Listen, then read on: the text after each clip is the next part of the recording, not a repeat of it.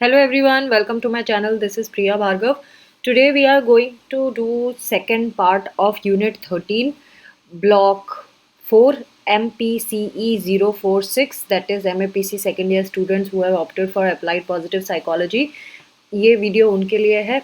Previous video में हमने close relationship के बारे में समझा था, उसकी थ्योरीज पढ़ी थी और क्या क्या इंटरवेंशंस हम यूज़ कर सकते हैं पॉजिटिव साइकोलॉजी के अच्छी रिलेशनशिप को मेंटेन करने के लिए, वो पढ़ा था। और आज हम पढ़ने जा रहे हैं कॉन्टेक्स्ट ऑफ फैमिली के बारे में, कौन सी फंक्शनल फैमिली होती है, कौन सी डिसफंक्शनल फैमिली होती है।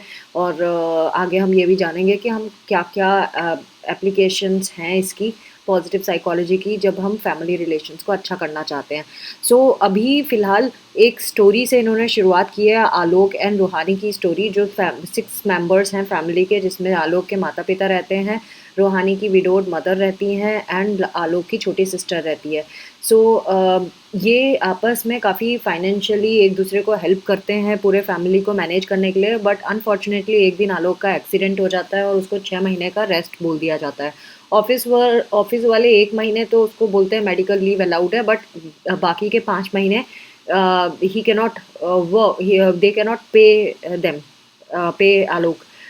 आलोक को जब पेमेंट नहीं मिलेगा नेक्स्ट 5 महीने, यानी फाइनेंशियल क्रंच तो आने वाला है। तो अब इन्होंने क्या किया, तो फैमिली में आपस में बैठ के सिचुएशन को हैंडल करने की कोशिश की गई और रूहानी आगे आई और रूहानी ने बोला मैं जॉब तो करूँगी, साथ में मैं ट्यूशन्स भी लूँगी सो दैट मैं फैमिली के खर्चे निकाल सकूँ। आलोक के माता पिता ने पेंशनर्स हैं तो उन्होंने ऑफ़र किया कि वो थोड़ा खर्चा उठा लेंगे। रूहानी की मदर ने भी ऑफ़र किया कि आलोक के मेडिकल एक्सपेंसेस को उठा लेंगी। और जो सिस्टर है आलोक की, उसने बोला कि वो हाउस होल्ड वर्क कर लेगी और जो आलोक बाहर के काम करते थे वो भी वो कर लेंगी। हर एक फैमिली मेम्बर जो था उसने अपने अपने रिस्पॉन्सिबिलिटी ले ली और इससे क्या हुआ, फैमिली में एक शांति बनी रही, पीस बना रहा, टेंशन डिस्ट्रीब्यूट हो गई, एक ही बंदा अकेला नहीं था जो सफ़र कर रहा था। हर एक फैमिली जो होती है वो डिफ़र करती है ना, आपकी फैमिली, मेरी फैमिली, किसी और की फैमिली, वो डिफ़र करती है स्ट्रक्चर में, रूल्स में, वैल्यूज़ में, लैंग्वेज जो हम यूज़ करते हैं, कल्चरल फैक्टर्स जो होते हैं और बहुत सारे जो पैटर्न्स होते हैं हमारे डिफरेंट डिफरेंट जनरेशन के बीच में, यानी पेरेंट्स का बिहेवियर, उनके बच्चों का एंड उनके भी बच्चों का। तो जनरेशन्स में जो बिहेवियर चल रहा है वो कितना अलग है, वो अलग अलग होगा हर एक फैमिली में। गोल क्या है पॉजिटिव साइकोलॉजी का? पॉजिटिव साइकोलॉजी इसमें क्या कर सकती है? ये इम्प्रूव कर सकती है हमारा होम एनवायरनमेंट, हम किस तरह से इंटरेक्ट करते हैं फैमिली मेम्बर्स आपस में, उसमें फ्लैक्सिबिलिटी ला सकती है, एक्सेप्टेंस ला सकती है, कम्युनिकेशन को इम्प्रूव कर सकती है, फैसिलिटेट कर सकती है, फैमिली सिस्टम को स्ट्रेंथन कर सकती है। और क्या हमारे लिए अच्छा है, क्या स्ट्रॉन्ग है, उस पे हम वर्क करेंगे और जो गलत है उस पे हम बिल्कुल उसको फिक्स करने की कोशिश नहीं करते हैं इसमें। जब फिक्स करने की कोशिश नहीं करते हैं और सिर्फ स्ट्रेंथ्स पे वर्क करते हैं तो ऑटोमेटिकली चीज़ें ठीक होने लग जाती हैं। फैमिली सेंटर्ड पॉजिटिव साइकोलॉजी है क्या? फैमिली सेंटर्ड पॉजिटिव साइकोलॉजी की बात करें तो ये एक थेरेपी है जिसमें हम प्रोसेस एंड आउटकम के बारे में बात करते हैं। हम फैमिली की स्ट्रेंथ को मोबिलाइज करते हैं, रिसोर्सेज को ढूंढते हैं फैमिली के लिए, जो फैमिली को फंक्शनल बनाने में हेल्प कर सकती है। और प्रोफेशन से ज़्यादा फैमिली की नीड्स पे ध्यान दिया जाता है। एक एम्फेटिक बिल्डिंग करते हैं सोशल सपोर्ट नेटवर्क की, सो दैट पूरा सोशल नेटवर्क अगर हमारा स्ट्रॉन्ग है, सोशल सपोर्ट नेटवर्क, तो हम किसी भी प्रॉब्लम से थ्रू हो सकते हैं। And then new skills and competencies भी हम एक्वायर करने में हेल्प करते हैं प्रोफेशनल एनवायरनमेंट में या अपने प्रोफेशंस में। एक फेमिनिज्म टर्म आया है जो बार्डिस एंड सबोगल ने दिया था। बार्डिस ने 1959 में यूज़ किया था ये टर्म एंड सबोगल ने 1987 में यूज़ किया था। उन्होंने बताया कि ये ऐसा फेमिनिज्म की जब बात करते हैं तो इसमें सोशल नॉर्म्स भी कंसीडर किए जाते हैं, पर्सनल एटीट्यूड्स, बिहेवियर, ये सारी चीज़ें कंसीडर की जाती हैं। और ये जितने भी एफिलिएशंस के ऊपर वर्क किया जाता है। और इसके जो कंपोनेंट्स हैं वो क्या क्या होते हैं जब हम फेमिनिज्म की बात करते हैं? सेंस ऑफ रिस्पॉन्सिबिलिटी होगी फैमिली की तरफ, जो भी फेमिनिज्म के बारे में अगर बात करता है तो उसमें ये कंपोनेंट ज़रूर आने चाहिए। सेंस ऑफ रिस्पॉन्सिबिलिटी होगी, प्राइमरी इमोशनल सपोर्ट होगा, फैमिली से जो मिलेगा, एंड देन इंटरकनेक्टेडनेस मिलेगा, एंड देन फैमिली मेम्बर्स का जो ओपिनियन है उसको कंसीडर किया जाएगा जब भी इम्पोर्टेंट डिसीजन लेंगे। फैमिली को ऑनर पहले किया जाएगा जब भी अपने बिहेवियर के बारे में बात किया जाता है। हमारा बिहेवियर कैसा रहेगा उसमें हम फैमिली के ऑनर के बारे में ज़रूर सोचेंगे, एंड देन वो फैमिली के जो प्रेफरेंसेस है उसको ज़्यादा इम्पोर्टेंस दी जाएगी as compare to individual preferences. So ये फैमिलिज़म के अंदर ये सारी चीज़ें देखी जाती हैं। टिपिकल जो फीचर्स होते हैं फैमिलिज़म के वो कलेक्टिविस्टिक जो कल्चर है जो हमारे जनरली इंडियन फैमिलीज़ में मिलता है, जहाँ पे सब मिलजुल के रहते हैं। लैटिनोज एंड एशियन कल्चर्स में भी ये कलेक्टिविस्टिक कल्चर आता है। उसमें डोमिनेंटली कुछ कैरेक्टरिस्टिक्स होते हैं जो हम देखते हैं, जैसे कि फैमिली मेम्बर्स में इंटीमेसी होती है, वो सेम हाउस होल्ड में रहते हैं, फाइनेंस को शेयर करते हैं, वर्क चॉइसेस कंसीडर करते हैं सबकी कि कौन क्या काम करना चाहता है, फोर्स्ड नहीं होता कुछ, and then peer and family time में एक बैलेंस क्रिएट किया जाता है, यानी कि सारे टाइम फ्रेंड्स में ही लगे हुए हैं, फैमिली को पूछ ही नहीं रहे, या फैमिली में लगे हुए हैं फ्रेंड्स के वो कंसीडर ही नहीं कर रहा है, ऐसा नहीं होता है। एंड फैमिली को प्रायोरिटाइज किया जाता है खुद के कंपैरिजन में, यानी फैमिली ज़्यादा इम्पोर्टेंट पार्ट प्ले करती है। कहीं कहीं पे स्टडीज़ ये कहती हैं कि जब कलेक्टिविस्टिक कल्चर होता है तो खुद की केयर, खुद सेल्फ निग्लिजेंस वाली कंडीशन आ जाती है। सो जबकि ऐसा नहीं है।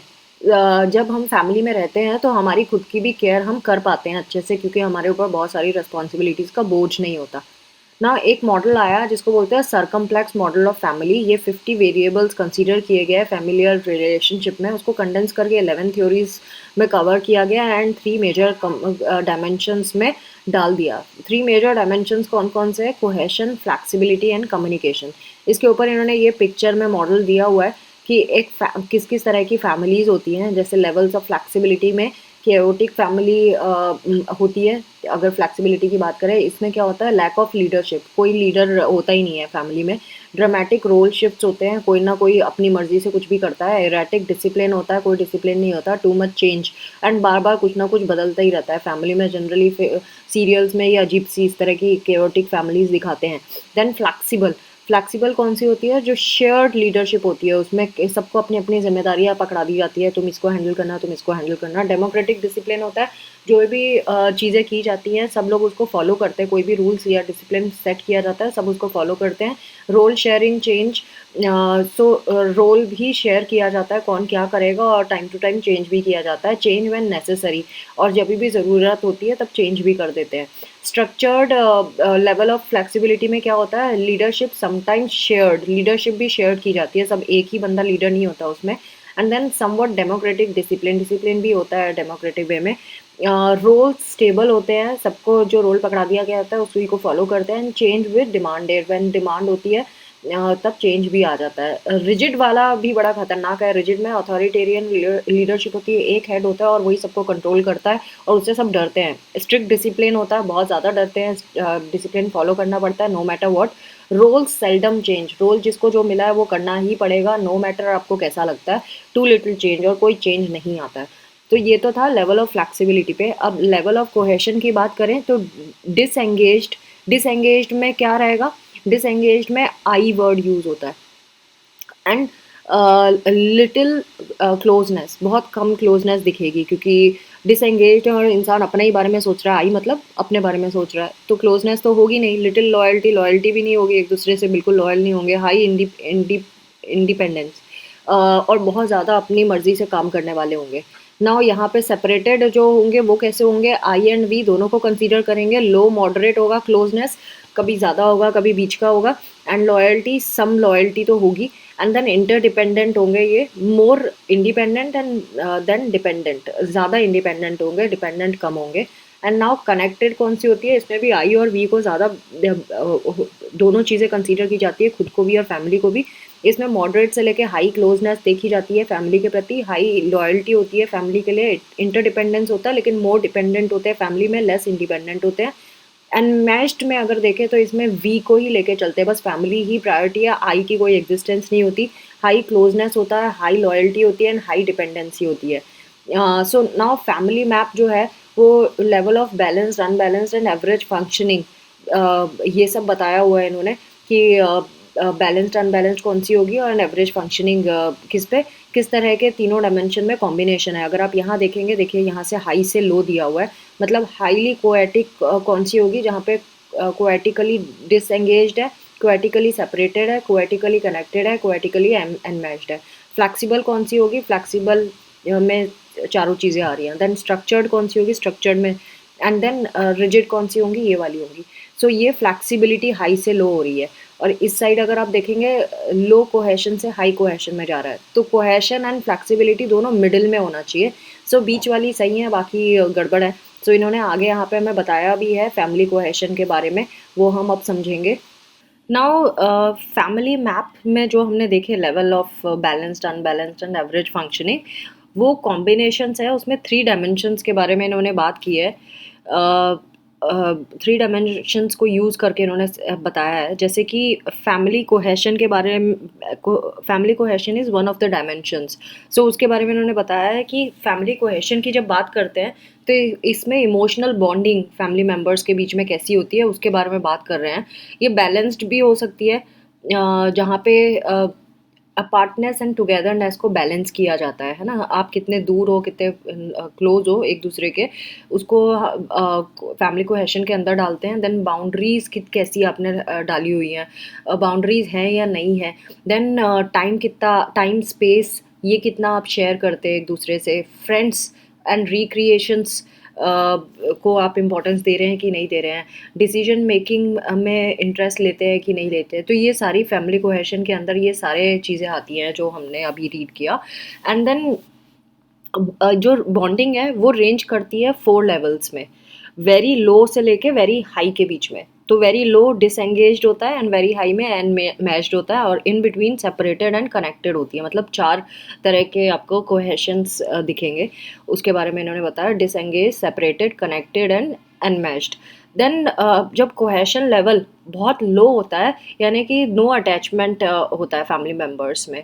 और अगर बहुत ज़्यादा हाई होता है तो कोहेशन लेवल इतना ज़्यादा हाई होता है कि बहुत ज़्यादा फैमिली के लिए कमिटेड होते हैं, एंड खुद की इंडिपेंडेंस के बारे में बिल्कुल सोचते नहीं हैं। तो ये एक्सट्रीम लेवल्स हैं, एंड इनको हेल्प की ज़रूरत है अगर ये डिसएंगेज या फिर अनमैच्ड फैमिली है तो। सो अगर एवरेज रेंज में लाई कर रही है फैमिली, यानी कि सेपरेटेड या एंड कनेक्टेड लेवल पे लाई कर रही है, तो ये बैलेंस्ड मानी जाती है, फंक्शनल फैमिलियल सिस्टम माना जाता है। सेपरेटेड का मतलब होता है ये अलोन को ज़्यादा प्रायोरिटाइज करते हैं एज कम्पेयर टू टुगेदरनेस को।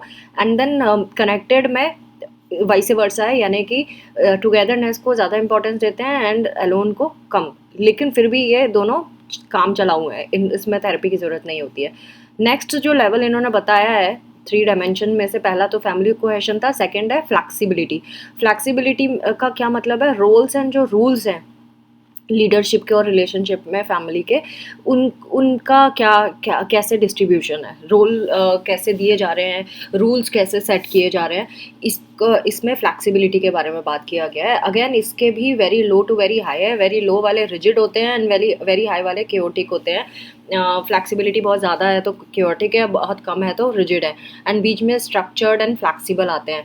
सो जो नीड्स के अकॉर्डिंगली चेंज होने वाली फ्लेक्सिबिलिटी है वो फंक्शनल फैमिली में दिखती है, जो स्ट्रक्चर्ड होती है या फिर फ्लेक्सिबल होती है। स्ट्रक्चर्ड फैमिली वो है जिसमें डेमोक्रेटिक लीडरशिप है, मतलब जिसको सब लीडर मानेंगे उसी वही लीडर होगा, एंड नेगोशिएशंस भी किए जाते हैं बच्चों के साथ कि भाई क्या कैसे, मतलब रूल सेट किए जाते हैं। फ्लेक्सिबल फैमिली वो है जिसमें इगैलिटेरियन लीडरशिप होती है एंड देन एक्टिव इन्वॉल्वमेंट होता है बच्चों का, इस तरह की। तो ये दोनों ही सही हैं। लेकिन अनबैलेंस्ड फैमिली की बात करें तो हाईली रिजिड होते हैं वो, एंड पैटर्नलिस्टिक होते हैं। पैटर्नलिस्टिक मतलब कि फादर साइड में ज़्यादा, फादर जो होता है वो सुपीरियर होता है ऐसा करके, एंड वो ही कंट्रोल करते हैं, कंट्रोलिंग होते हैं नेचर में।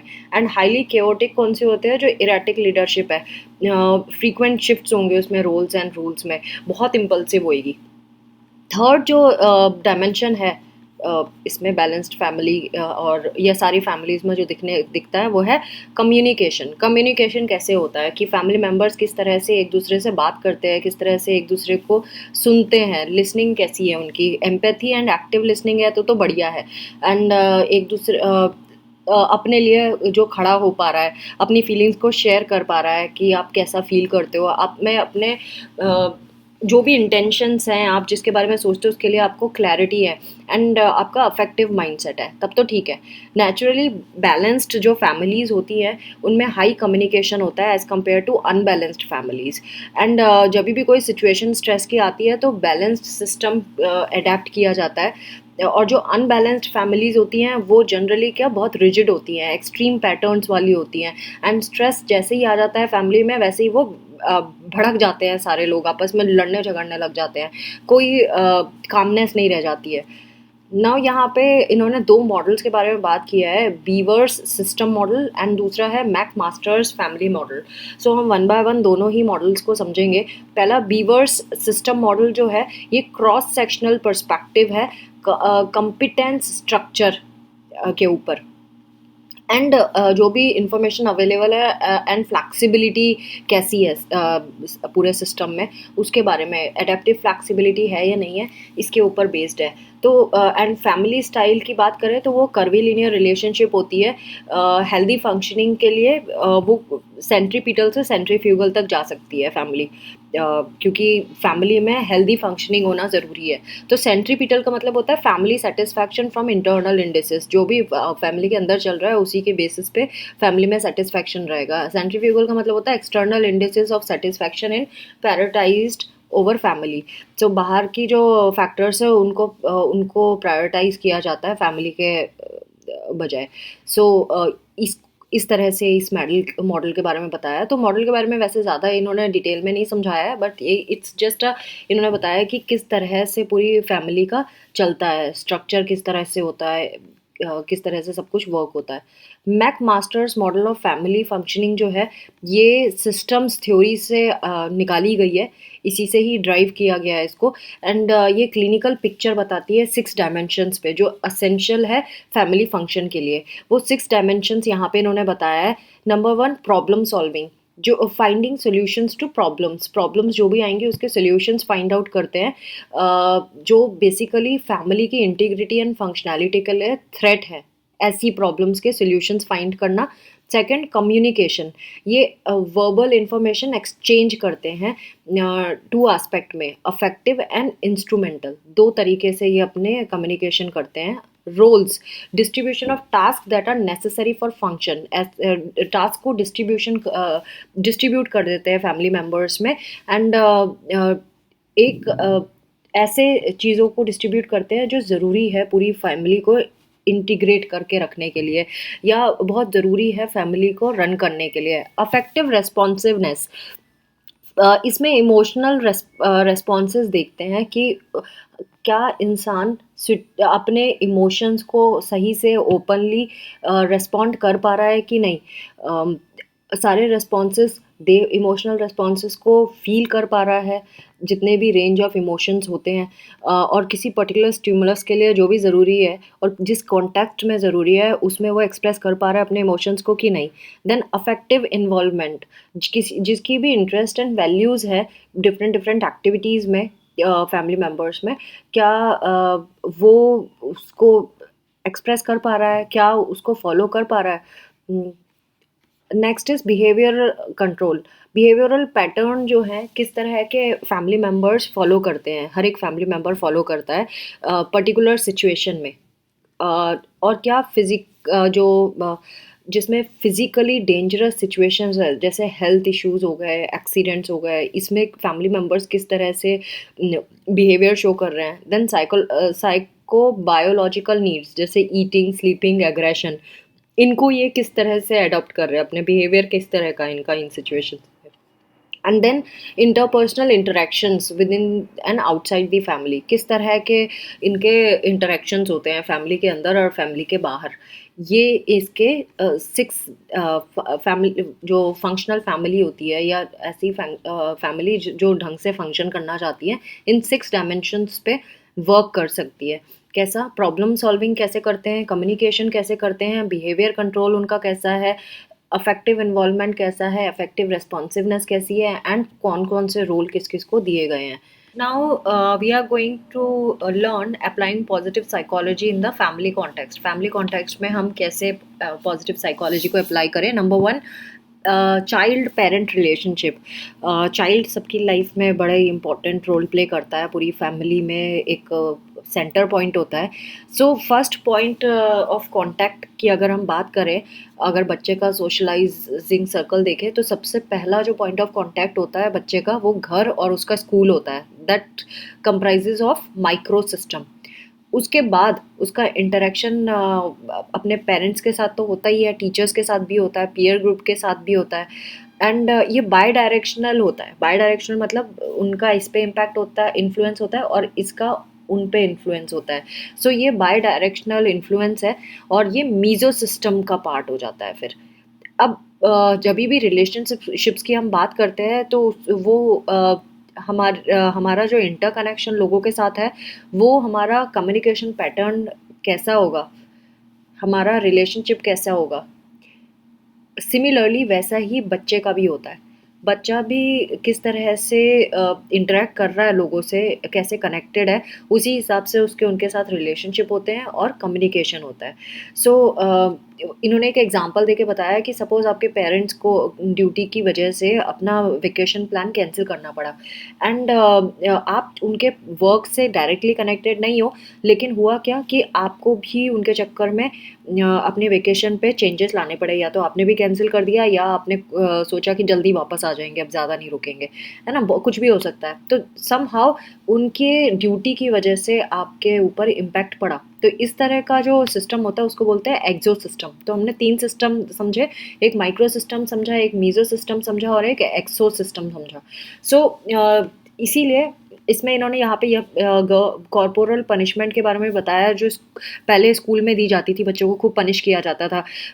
कई शहरों में तो लोग अवेयर थे, तो उनको पता चला कि यह वायलेंस के अंदर आता है.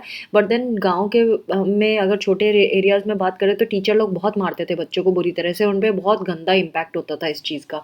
तो जब पनिशमेंट ख़त्म हो गई तो ये जो स्कूल है, जो गवर्नमेंट है, वो कौन सा सिस्टम हो गया, ये जो सिस्टम गवर्नमेंट ने तो ख़त्म किया है ना, तो गवर्नमेंट का ही असर हमारे बच्चे पर भी पड़ा और अच्छा असर पड़ा. तो दैट इज़ मैक्रो सिस्टम. जो जो भी चेंजेस कस्टम्स में चेंज लगता है, कस्टम हो गया हमारा, गवर्नमेंट हो गया, जो भी सोसाइटल पार्ट है जिससे हम डायरेक्टली कनेक्टेड नहीं है, वो मैक्रो सिस्टम होता है.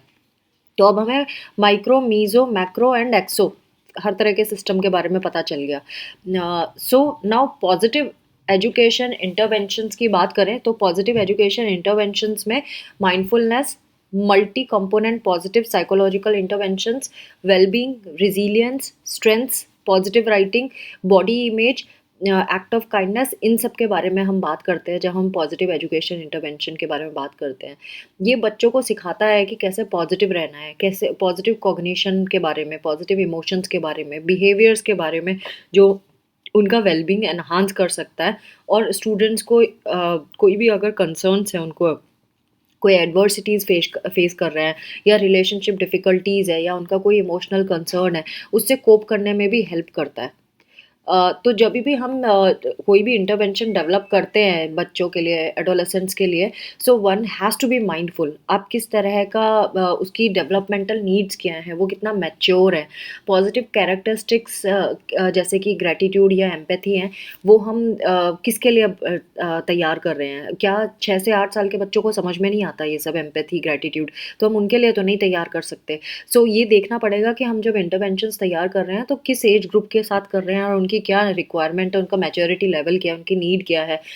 आप जो बच्चे होते हैं ना, उनका जो ब्रेन होता है ज़्यादा प्लास्टिक होता है. सबका होता है प्लास्टिक, लेकिन इनका ज़्यादा प्लास्टिक होता है. प्लास्टिक इन द सेंस जल्दी से अडेप्ट हो जाता है, नई नई चीज़ें सीख लेता है. सो जो जिस तरह से हम इंटरवेंशन दे रहे हैं, उसकी इंटेंसिटी कितना है, कितनी बारी इंटरवेंशन दे रहे हैं, वो भी चेक करना ज़रूरी है, कि क्योंकि बच्चों के लिए अलग होगा और एडल्ट्स के लिए अलग होगा. और सो उनके लिए स्पेशल तरीके से डिज़ाइन करना बहुत ज़रूरी है. और आप सभी सब कुछ उसके ऊपर अकेले बच्चे पर नहीं लगा सकते। Next is capitalization on a positive event. कोई भी चीज़ हमारी लाइफ में होती है, सो पॉजिटिव साइकोलॉजी ये कहता है कि one has to celebrate that event. जो पॉजिटिव इवेंट्स हो रहे हैं हमारी लाइफ में, हमें अपनी इंटर एंड इंट्रा पर्सनल जो चीज़ें हैं उनको इंक्रीज करना चाहिए, जो भी हमारे लिए अच्छी हैं। सो ब्रॉडन एंड बिल्ड थ्योरी भी इसी के ऊपर बेस्ड है। इसमें भी यही चीज़ बोला है कि अपने पॉजिटिव इफेक्ट को मैक्सिमाइज करो, अपनी वैल्यूज़ और स्ट्रेंथ्स को मैक्सिमाइज करो, जो हमारे बॉन्ड्स हैं उनको स्ट्रॉन्ग बनाओ। सो जो पर्सन जब अपनी जेन्यून किसी चीज़ को शेयर करता है तो वो उसको अबंडेंस की फीलिंग आती है। इवन इफ अगर आप उसको नहीं भी जानते हो तो भी आप उसको कॉन्ग्रेचुलेट करते हो, उसको बड़ा अच्छा लगता है। सो ये हमारे कम्युनिकेशन स्टाइल को भी रीशेप करता है। फैमिलीज़ में भी, अगर आप फैमिली में भी देखें, अगर ये चीज़ हम एक्सप्रेस करते हैं पॉजिटिविटी, सो इवन चाहे फैमिली कैसी भी हो, न्यूट्रल फैमिली है, पैसिव फैमिली है, नेगेटिव तरह का कम्युनिकेशन होता है, तो भी उसमें भी पॉजिटिविटी को शेयर करने से फ़ायदा होता है। तो कैपिटलाइजेशन जो होता है वो हेल्प करता है कि हम अपने पॉजिटिव इवेंट्स को पे फोकस करें, पॉजिटिव चीज़ पे फोकस करें। अपने प्रिविलेजेस जो हैं फैमिली से हमें मिले हैं, या फैमिली को हम अपने प्रिविलेजेस शेयर करें। सो ये एक मीनिंगफुल वे में हो सकता है, उससे सभी को पॉजिटिव एनर्जीज मिलती हैं। इसमें एक स्टोरी बताई है जहाँ पे बच्चे ने फर्स्ट प्राइज़ जीता है कंपटीशन में, एंड वो फिर 50 स्कूल्स के साथ आगे नेशनल लेवल पे जाके compete करेगा, एंड वो बहुत खुश है, एंड अपने आप को अप्रिशिएट भी कर रहा है, बट वो नर्वस भी है क्योंकि उसको एक बड़े स्केल पे रिस्पॉन्स करना है। अब फादर के दो तरह के रिस्पॉन्स हो सकते हैं। एक तो होता है कि फादर ने बोला वाओ, तुमने चाहे कोई मैटर नहीं है कि तुमने कैसा परफॉर्म किया हो, we are proud of you. अब इसमें क्या किया, अनइंटेंशनली उन्होंने उसके पॉजिटिव इवेंट को इग्नोर कर दिया है ना। उन्होंने अनकंडीशनल लव तो बताया कि हम तुम पे प्राउड फील करते हैं चाहे तुमने कैसा भी किया हो, लेकिन उन्होंने मेन अचीवमेंट को खो दिया, इसमें बताया नहीं है ना, एक्सप्रेस नहीं किया, एड्रेस नहीं किया। जबकि दूसरे केस में इन्होंने बताया जहाँ पे कैपिटलाइजेशन हुआ है पॉजिटिव इवेंट का, जहाँ पे पिताजी ने उसको ये तो बोला कि मैं खुश हूँ, और उसको सेलिब्रेट करने की भी बात की है कि हम तुम्हारे फेवरेट जगह पे ले जाएंगे और हमें तुम पे प्राउड है। सो इसको बोलते हैं कैपिटलाइजेशन करना, पॉजिटिव इवेंट का मतलब बढ़ा चढ़ा के सेलिब्रेट करना। तो जहाँ पे ये चीज़ें होती हैं, सेलिब्रेशंस होती हैं, वहाँ पे अच्छा फैमिली अच्छी ग्रो करती है। नाउ कमिंग टू इंटरजेक्शंस, ये एक इस मेथड को हम ट्रायंगुलेशन भी कहते हैं। इसमें थेरेपिस्ट या फिर फैमिली का ही कोई मेंबर जो है वो दूसरे फैमिली मेंबर की बात को रीफ्रेज करता है, उसको इस तरह से बताता है जो जो पॉजिटिविटी से भरी हुई हो, और जो टेंशन उस स्टेटमेंट से क्रिएट हुई है उसको कम कर सके। जैसे कि इसमें मॉम एंड डैड के बारे में बताया है कि मॉम जो है वो अपने टीनेजर के बारे में बता रही हैं कि उसके पास तो टाइम ही नहीं होता, कॉलेज से आता है उसके बाद घर में बस थोड़ी देर के लिए आता है, उसका ट्यूशन चला जाता है, फिर वो फ़ोन में लग जाता है, मेरे पास तो बैठ के बात ही नहीं किया, मुझे तो याद भी नहीं है कब वो बात करता था। तो ये चीज़ ना बहुत एक्सेजरेट हो गई है इसमें। अब डैड क्या कर रहे हैं, डैड अब इस चीज़ को स्टेट करके बोल रहे हैं, हाँ it sounds like he doesn't get much time at home and that you miss spending time with him. So isn't it, तो उन्होंने छोटा किया एंड इस चीज़ को जो एक्सेजरेटेड एक्सप्रेशन था उसको छोटा करके बता दिया, तो इसको बोलते हैं इंटरजेक्शन। सो इसमें फादर एक न्यूट्रल इंटरजेक्टर की तरह काम कर रहे हैं, जो सिचुएशन को एक अटेंटिव तो बना ही रहे हैं, मतलब उन्होंने सुना, बट बायसनेस नहीं है उनके में, मिनिमल बायसनेस दिख रही है। उन्होंने इस चीज़ को जोर नहीं दिया जिससे टेंशन क्रिएट हो सकती है। उन्होंने ये नहीं बोला कि भाई हाँ बेटा तुम्हारे साथ बिल्कुल टाइम पास नहीं करता है, तुम्हारे पास बैठता नहीं है, तो फिर उससे क्या होगा, टेंशन और बढ़ जाएगी। तो उन्होंने मदर के कंसर्न को सुना तो बोला भी, लेकिन उन्होंने इस बात को एक्सेजरेट नहीं किया, सिचुएशन को डिफ़िकल्ट नहीं बनाया, टेंशन नहीं क्रिएट की। तो जब आप डिप्लोमेटिक वे में किसी चीज़ किसी सिचुएशन को हैंडल करते हैं तो ऑटोमेटिकली जो प्रॉब्लम है उसका फोकस कम हो जाता है, वो ज़्यादा खिंचती नहीं है चीज़। सो इसको बोलते हैं इंटरजेक्शन। ये भी एक टेक्निक है जो थेरेपिस्ट सिखा सकते हैं, इवन फैमिली मेम्बर भी इसको इम्प्लीमेंट कर सकता है अगर वो ठीक से सीख जाए तो। सो डिप्लोमेटिकली बात को ख़त्म कर देना, और जो एक डैमेजिंग सिचुएशन हो सकती थी वो नहीं हुई। Now next is visualization. Visualization होता है जिसमें हम ये गाइडेड टेक्निक है एक तरह की, जिसमें हम फैमिली मेम्बर्स को बोलते हैं कि अ, अपने जो भी आपके गोल्स है फैमिली के, उसकी तरफ मोटिवेटेड होना। सो पॉजिटिव बिहेवियर को इंक्रीज करना है इसमें, एंड जो नेगेटिव इवेंट्स हैं उनको इग्नोर नहीं, उनको उन पे ज़्यादा ध्यान नहीं देना है, उनकी जो प्रोबेबिलिटी है उनको कम करना है, बस पॉजिटिव चीज़ों पे ज़्यादा काम करना है। तो इससे क्या होता है कि एक्चुअली जो स्टेप्स हमें गोल लेने के लिए चाहिए हैं उसको हम लिस्ट डाउन करते हैं। मतलब सपोज आपका एक कोई गोल है फैमिली का कि हम डिनर महीने में एक बार डिनर पे जाना चाहते हैं। तो ओके, तो एक अच्छी जगह पे जाना चाहते हैं, बढ़िया सा डिनर करना चाहते हैं, तो पहले से प्लान करना होगा। सो सारे मेंबर्स स्टेप्स में इसको ब्रेक कर सकते हैं। जैसे कि नंबर वन, कि आप कौन सी लोकेशंस पहले सॉर्ट आउट करेंगे फैमिली मेंबर्स बैठ के, कि कौन कौन सी लोकेशंस है जहाँ वो वाकई जाना चाहते हैं, सब जाना चाहते हैं कि नहीं जाना चाहते हैं, एंड देन उसके बाद क्या ड्रेस कोड पहनेंगे या क्या हम ऑर्डर कर सकते हैं, वहाँ की फेवरेट चीज़ क्या है। तो छोटे छोटे स्टेप्स में जब हम उस गोल की तरफ बढ़ते हैं तो ऑटोमेटिकली हम उसको विजुअलाइज करने लगते हैं, और हम इमेजिन भी कर सकते हैं कि क्या कैसे करना है उस चीज़ को। सो जो पॉजिटिव बिहेवियर जब होता है तो वो हर एक का कॉन्फिडेंस ऑटोमेटिकली बढ़ा देता है, उस इवेंट के बार बार होने की सक्सेस को इंक्रीज भी कर देता है, और चांसेस भी बढ़ जाते हैं कि वो बार बार वो चीज़ें फिर से अटेम्प्ट करेगा फैमिली का मेंबर। सो विजुअल रिप्रेजेंटेशन बहुत ज़रूरी है। आप यही चीज़ ना बोर्ड पे भी लिख के कर सकते हो, बोर्ड पे भी प्लान कर सकते हो कि हाँ हम लोग एक पर्टिकुलर इवेंट में हम इस तरह से करते थे काम, या किसी रिचुअल को करने के लिए हमें कैसे करना है। सो जब आप किसी चीज़ को विजुअलाइज करके करते हो तो उसका इम्पैक्ट बहुत अच्छा हो जाता है।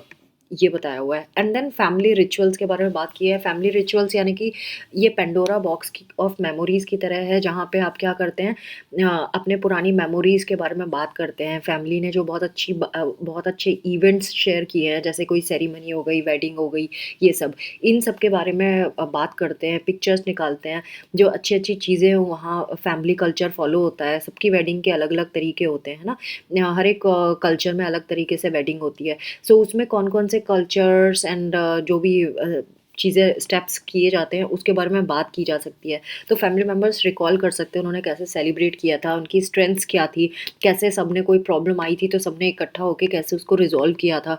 तो ये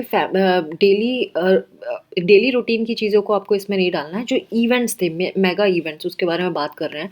एंड देन जैसे कि फॉर एग्जांपल जो वेडिंग एनिवर्सरी होती है उसको आप कर सकते हो। तो उसमें क्या हमें मिलता है जब हम सेलिब्रेट करते हैं, हम ग्रेटिट्यूड फील करते हैं कि इतना लंबा रिलेशनशिप चला, एंड हम अप्रिशिएट करते हैं एक दूसरे को साथ देने के लिए।